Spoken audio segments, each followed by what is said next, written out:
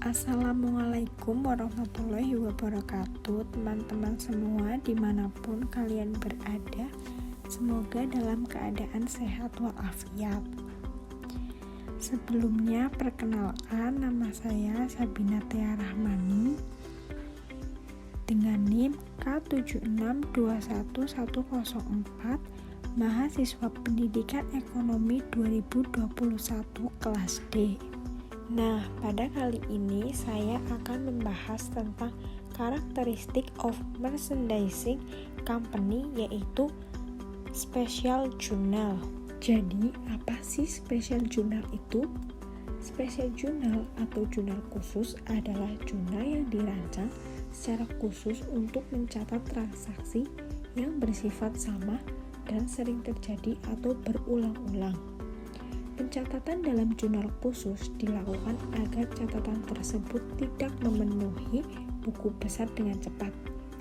Meskipun nantinya jumlah total dalam jurnal-jurnal khusus ini secara berkala dimasukkan ke dalam buku besar umum dalam bentuk ringkasan secara berkala. Selanjutnya, manfaat jurnal umum. Yang pertama, menyebabkan terjadinya pembagian kerja. Kedua, memudahkan untuk posting ke buku besar.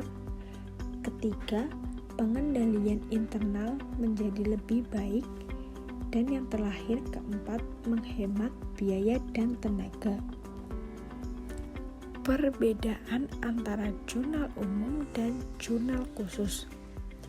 Yang pertama, jurnal umum terdiri dari 5 kolom, yaitu kolom tanggal, keterangan, referensi, debit, dan kredit. Sedangkan jurnal khusus, banyak jurnal disesuaikan dengan kolom-kolom yang diperlukan dalam mencatat transaksi sejenis. Selanjutnya, jurnal umum, pencatatan transaksi dilakukan secara kronologis. Sedangkan jurnal khusus, pencatatan transaksi dikelompokkan sesuai dengan jenisnya. Yang ketiga, jurnal umum, posting jurnal ke buku besar dilakukan langsung setiap terjadi transaksi. Sedangkan jurnal khusus, posting dari jurnal ke buku besar dilakukan secara berkala dan kolektif di akhir bulan. Special journal atau jurnal khusus memiliki 4 jenis. Yang pertama, jurnal pembelian atau purchase journal. Yang kedua, jurnal penjualan atau sales journal. Yang ketiga, jurnal penerimaan kas atau cash receipt journal. Yang keempat, jurnal pengeluaran kas atau cash payment journal.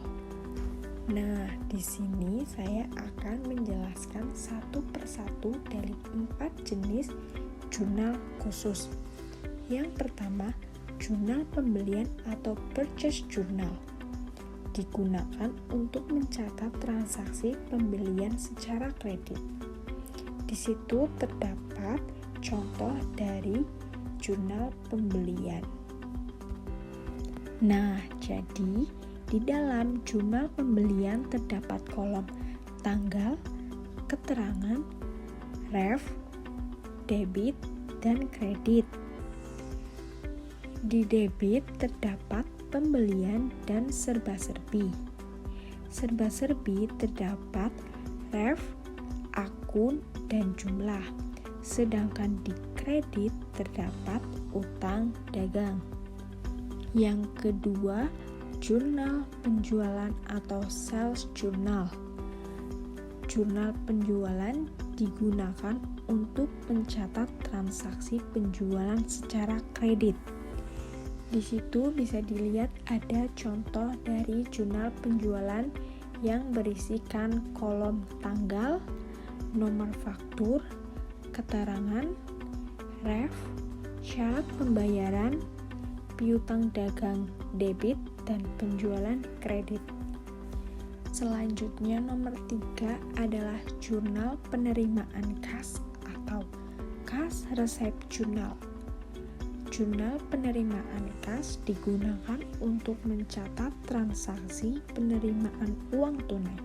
Contohnya, penerimaan piutang, penerimaan penerimaan dari penjualan tunai, setoran modal, penerimaan pinjaman piutang, menerima pendapatan bunga bank.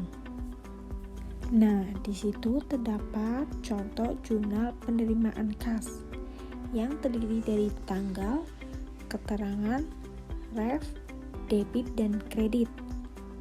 Di dalam debit terdapat kas dan potongan penjualan, sedangkan di kredit terdapat penjualan dan serba-serbi. Di serba-serbi terdapat ref, akun, dan jumlah. Yang terakhir atau yang keempat adalah jurnal pengeluaran kas atau cash payment journal. Jurnal pengeluaran kas digunakan untuk mencatat transaksi pengeluaran uang tunai. Contohnya, pembelian barang dagang, melunasi utang, membayar beban, pengembalian pref berupa uang tunai. Nah, bisa kita lihat di situ terdapat contoh dari jurnal pengeluaran kas yang terdiri dari kolom tanggal, keterangan, ref, debit, dan kredit. Di debit terdapat pembelian utang dan serba-serbi. Serba-serbi terdapat ref, akun, dan jumlah. Sedangkan di kredit terdapat kas dan potongan. Sekian yang dapat saya sampaikan. Semoga dapat bermanfaat bagi kita semua. Kurang lebihnya saya mohon maaf. Wassalamualaikum warahmatullahi wabarakatuh.